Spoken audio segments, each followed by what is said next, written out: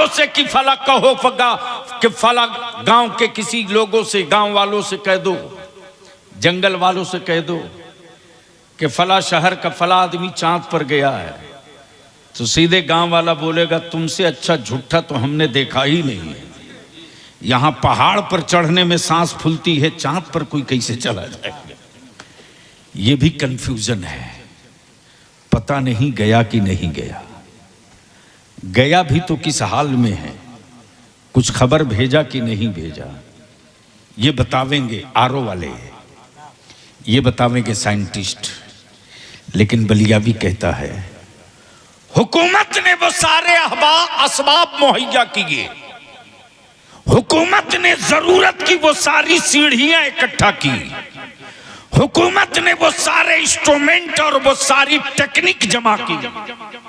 तो साइंस ने राह निकाली जाने की, लेकिन ये गारंटी नहीं कि गया तो जिंदा बचा है कि नहीं, और गया तो ठहरा है कि नहीं, और गया भी है कि नहीं गया है। कहीं ऐसा तो नहीं आदमी नीचे ही रह गया और पाट और पुर्जे चले गए। लेकिन ये गारंटी है कि आमना का हलीमा का आंगन था और झूला था हलीमा के आंगन में, लेटा मेरा मुस्तफा था, उंगलियां घूम रही थी तो चांद चक्कर का। क्या कहना है भाई? जिंदाबाद जिंदाबाद जिंदाबाद जिंदाबाद या रसूल अल्लाह, जिंदाबाद जिंदाबाद। उंगलियां घूम रही थी तो चांद चक्कर काट रहा था। अब इसको यही रोक लो। हुकूमतें हर मुल्क में है, सरकार जोर से बोल दो, जोर से बोलो, सरकार एक है।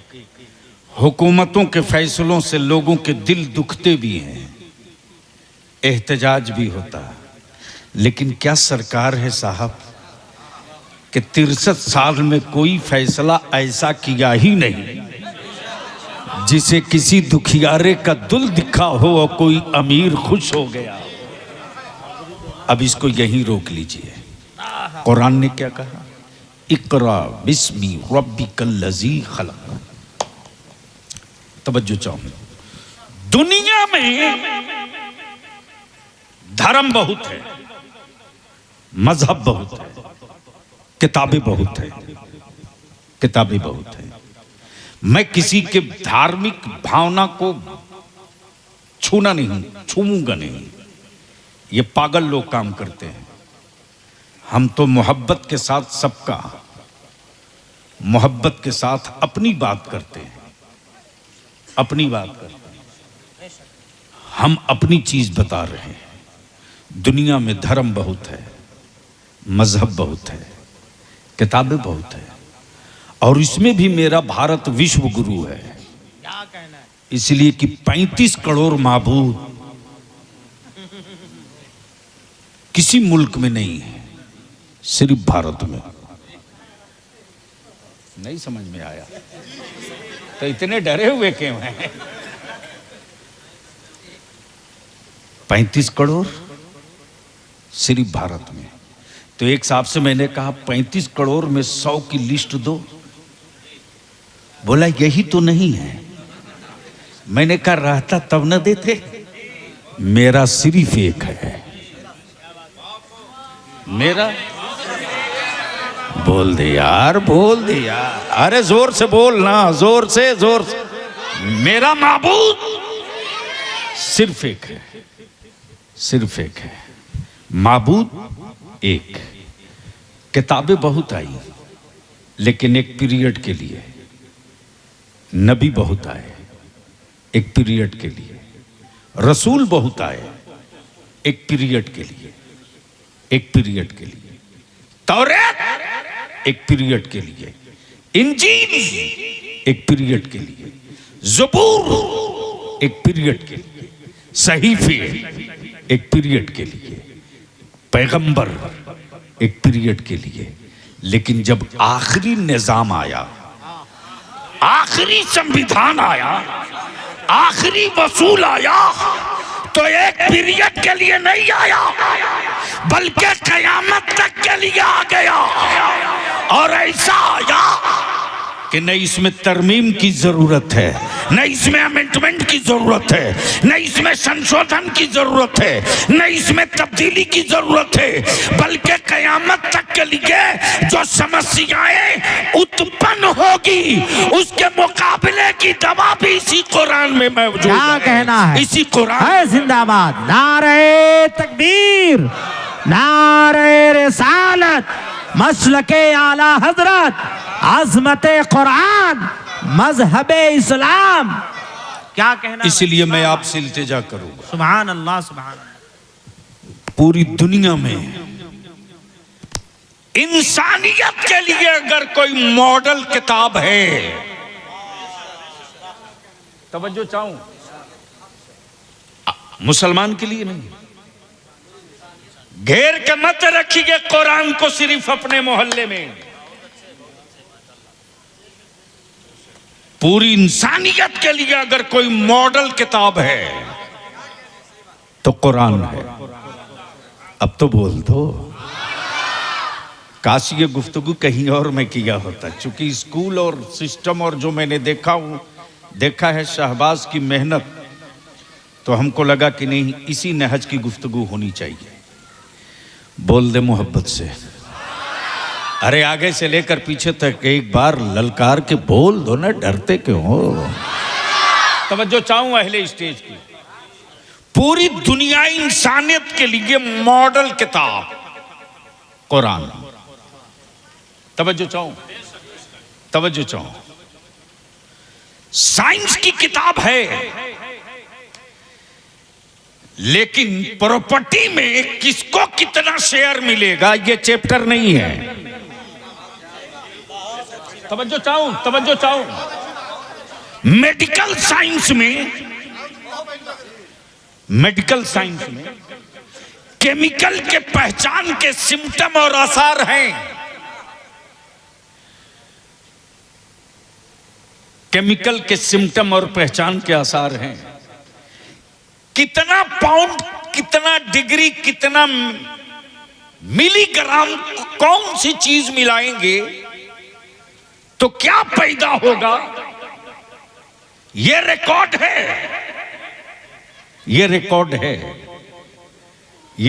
है। लेकिन जमीन के किस खित्ते में क्या क्या चीज छुपी हुई है, यह मेडिकल साइंस में नहीं है। अब बलिया भी यहां रुक के एक बात अर्ज कर दे कि आदमी शोध करे, शोध यानी तहकीक, रिसर्च करे आदमी, तहकीक करे आदमी, अरक निकाल कर टेस्ट करे आदमी, तो दवाइयां बनाता है, और वो भी इन्हीं पेड़ पौधे घास फूस से। लेकिन जरा पिछली तारीख पढ़िए, इसी जमीन पर रब का एक ऐसा भी बंदा है जो जंगलों से गुजरे, घास फूस से गुजरे, तो ये पत्ते कलाम करके, जबान खोल के पत्ते बोल करके कहें, लुकमान हकीम मुझे ले चलो ना, मैं बुखार में काम आने वाला हूं, मुझे ले चलो ना, मैं जॉन्डिस में काम आने वाला हूं, मुझे ले चलो ना, मैं पीलिया और हार्ट को कंट्रोल करूंगा। अब जहन को थोड़ा सा यहीं रोक लो। इस वक्त पूरे मुल्क में नहीं, पूरी दुनिया में एक तांडव का माहौल है। खूब तकरीरें हुई, जुब्बा फाड़, अब मेरी कौम के जवानों ने जज्बात में दे ठोक के नारे लगाए, 5 जलसा और बढ़ गया। क्या जरूरत, माफ करना, जल से सस्ता करो। कोई जरूरी नहीं कि 20 किलोमीटर लाइट लगे, कोई जरूरी नहीं कि बहुत ब्रांडेड यूट्यूब की कोक से पैदा हुआ मौलवी आवे, कोई जरूरी नहीं कि यूट्यूब के पेट से निकला हुआ शायर कलाम पढ़े। जरूरत इस बात की है कि तख्त लगा दो मोहल्ले में, हमारी मस्जिद का इमाम तकरीर कर लेगा, हम वहीं से अमल करके अपनी नस्लों की डिजाइन करेंगे। लेकिन कौन समझाएगा आपको, कौन बताएगा आपको? ये तो मैं जान ही रहा हूं कि मेरी इन तकरीरों के बाद बवाल रखा तय है, इसलिए कि मदरसे का पढ़ा हुआ आलिम समझ सकता है कि ईंटों को सजाने का दर्द क्या होता है, चटाई पर बैठने वाले को एहसास होता है कि एक इदारे की तामीर में कितने 100 लीटर खून जलते हैं, उसे क्या पता जो आईने के सामने जुब्बा और पगड़ी दुरुस्त किया और स्टूडियो और यूट्यूब से निकल कर आ गया, और आपकी दीवानगी का आलम ये कि माज़अल्लाह आपने उसे वो समझ लिया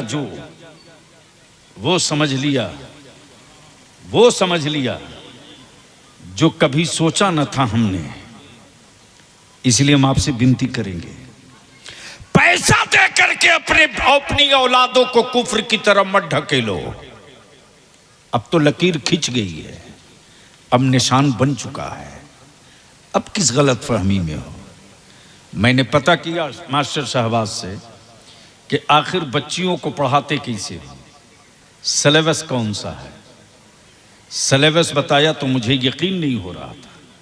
मैंने पूछा ज़मीन कितनी है। जब ज़मीन देखा और सिलेबस समझा तो लगा यार ये तो एक चिंगारी है जो दबी हुई है। अगर इलाके के लोग इसे मिलकर हवा दे दें तो इस पूरे इलाके में शोले जवाला बन सकता है। जरूरत इस बात की है कि सारे लोग मिलकर खड़ा हो जाए। और कारोबार के चश्मे से मत देखो। जब कारोबार के चश्मे से देखोगे तो याद रखना तेरी औलादे कभी खड़ा नहीं होगी।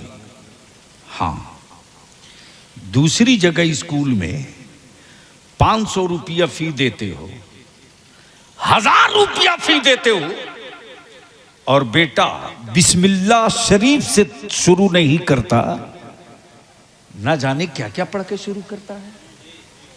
इसलिए अब अगर आपने तय किया है और नहीं किया है तो कर लीजिए। ईमान और इस्लाम पर कायम रहते हुए अपनी औलादों की परवरिश और तालीम देनी है तो अब कटोरा लेकर दूसरे के दरवाजे भीख मांगना बंद कीजिए। अपनी ही नस्लों के जवानों के कांधे पर मदद का हाथ रखिए और कहिए तुम इस काम को लेकर आगे बढ़ो, हमारी आबादी का कारवां तेरे पीछे खड़ा है। जो उलमा का काम है वो उलमा कर रहे हैं, जो मुफ्तियाने दीन का काम है वो मुफ्तियाने दीन कर रहे हैं। हर आदमी अपने हिस्से का काम बांट ले तो 2 साल के बाद मेरी कौम में कोई काम बचा नहीं रहेगा। 5 साल के बाद उस किए हुए काम का रिजल्ट आने लगेगा। इसलिए मैंने फिर इनसे गुजारिश किया है, मास्टर शहबाज से, कहाँ हैं? हाँ, कहाँ हो? बेचारा जरूरत वो लोगों की खिदमत में होंगे। मैंने कहा है कि हाई स्कूल की मैट्रिक की एग्जाम की तैयारी के लिए 90 दिन का स्पेशल कोचिंग कोर्सेज शुरू करो। इसी के साथ जरूरत इस बात की है कि पुलिस बहाली के लिए फिजिकल ट्रेनिंग के लिए एक 20 दिन 25 दिन 1 महीने का क्लासेस प्रैक्टिकल अमली तौर से एक कोचिंग शुरू हो ताकि मेरे बच्चों के अंदर की मायूसियां दूर हों। ये जो आज मैं तकरीर नहीं कर रहा हूं, आज मैं एक डिजाइन आपको बता दिया, मर्जी आपकी। बस आखिरी जुमला, आखिरी हिस्सा गुफ्तगू का। दुनिया में किताबें बहुत हैं लेकिन किसी किताब ने पढ़ने की बात नहीं की, और इंसानियत की मॉडल वाली किताब जिसका नाम कुरान है, जिसकी पहली आयत उतरी है वो नमाज की फर्जियत की नहीं, तवाफ़े काबा की नहीं, ज़कात के वजूद की नहीं, हुकूक़े वालिदैन की नहीं, तहज्जुद की अदायगी की नहीं, फ़र्ज़ व वाजिब की अदायगी की नहीं। जो पहली आयत उतरी है वो पढ़ने वाली। क्या कहा? इक़रा, इक़रा। लाने वाले जिब्रील, बोलने वाले जिब्रील। क्या कहा? जब जिब्रील आए तो क्या कहा? इक़रा, पढ़िए। बस आखिरी हिस्सा क्या कहा? पढ़िए। अल्लाह के महबूब ने क्या कहा? मैं नहीं पढ़ता। क्या कहा? जोर से बोलो, अरे जोर से बोलो। जिब्रील कहे पढ़िए, नबी कहे नहीं पढ़ता। माज़ल्ला, क्या मेरे मुस्तफ़ा नहीं जान रहे थे कि ये जिब्रील हैं, कलामे इलाही लेकर आए? पढ़ना चाहिए। जिब्रील कह रहे पढ़ना चाहिए। आका करीम कहते मैं नहीं पढ़ता, मैं नहीं पढ़ता। पढ़िए, नहीं पढ़ता। पढ़िए, नहीं पढ़ता। आलम तसव्वुर में सोचते रहा, ये अल्लाह के हबीब, आप तो गैब जानते हैं, बिला शुबहा, बिला शुबहा, बगैर किसी शक के आप गैब जानते। मेरे आका जिब्रील क्या कहना चाह रहे हैं? पढ़ लेते, पढ़ लेते। आकाई रहमत फरमाएंगे।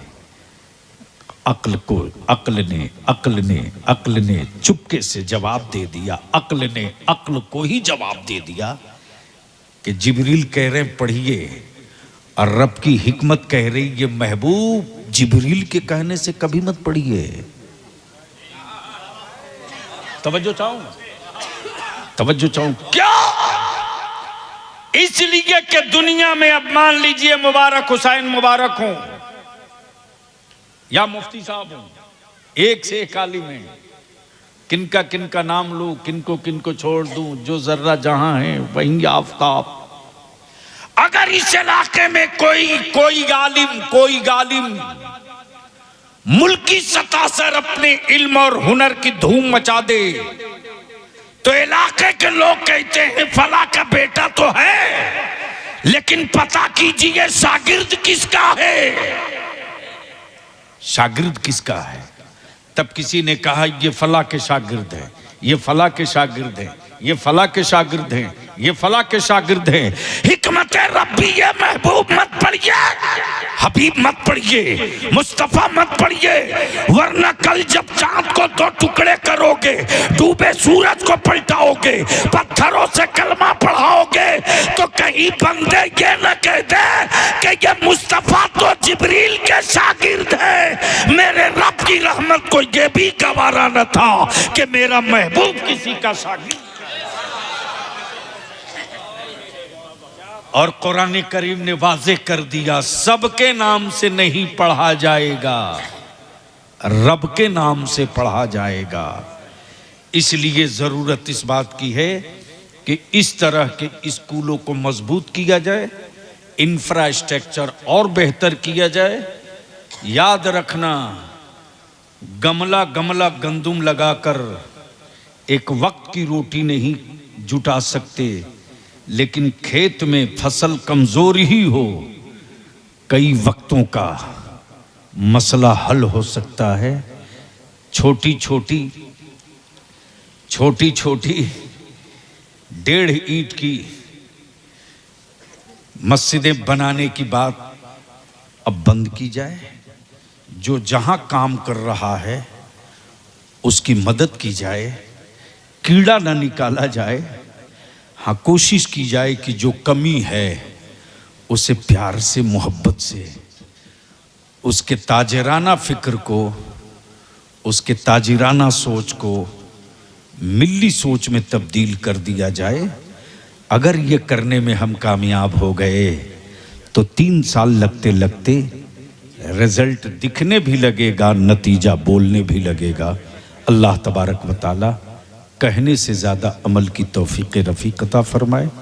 इदारे शरिया की जो तहरीक बेदारी चल रही थी वो रुकी नहीं है, और आपके राजधनवार में तो होनी ही है, लेकिन चूंकि मुख्तलिफ तरह की चीज़ों की ज़रूरत पड़ती है। मैंने उलमा इकराम से भी अपील किया था कि जब तक कि पूरे ब्लॉक के गांव-गांव की कमेटी नहीं बन जाती है तब तक जलसा तो कर सकते हैं, भीड़ तो जमा कर सकते हैं, नतीजा नहीं ला सकते।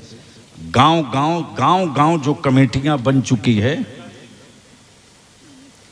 निज़ामी साहब, जो गांव-गांव कमेटियां बन चुकी है, मैं दावत देता हूं एक मर्तबा आप लोग डाल्टनगंज जाइए और देखिए डाल्टनगंज में गांव-गांव जो कमेटी बनी है उसका असर क्या है, उसके जलवे क्या हैं।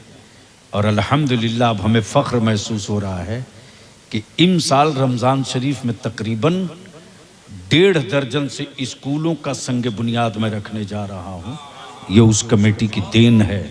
और जहाँ जहाँ मदरसे, हमारे मदरसों की इमारत अच्छी है, तकरीबन आधा दर्जन से बेशी जगहों पर कोचिंग के इंतज़ाम के लिए कोचिंग का इफ्तिताह ईद बाद तुरंत करूँगा, इसलिए कि मुझे मालूम है कि हम जंग के मैदान में कूद नहीं सकते, मेरी नस्लों की सेहत अच्छी नहीं। जब सेहत अच्छी हो जाएगी तो हमें कहना नहीं पड़ेगा, हमारे बच्चे खुद अपना रास्ता तय कर लेंगे। यार जिंदा सोहबत बाकी। अस्सलाम वालेकुम। आप जो जहाँ है वहीं बैठे रहेंगे। अभी उलमा का खिताब भी होना है, शोरा का कलाम भी होना है, फिर बाद में उलमा इकराम की दुआ होगी, तब इजलास का इख्तिताम होगा। अस्सलाम वालेकुम।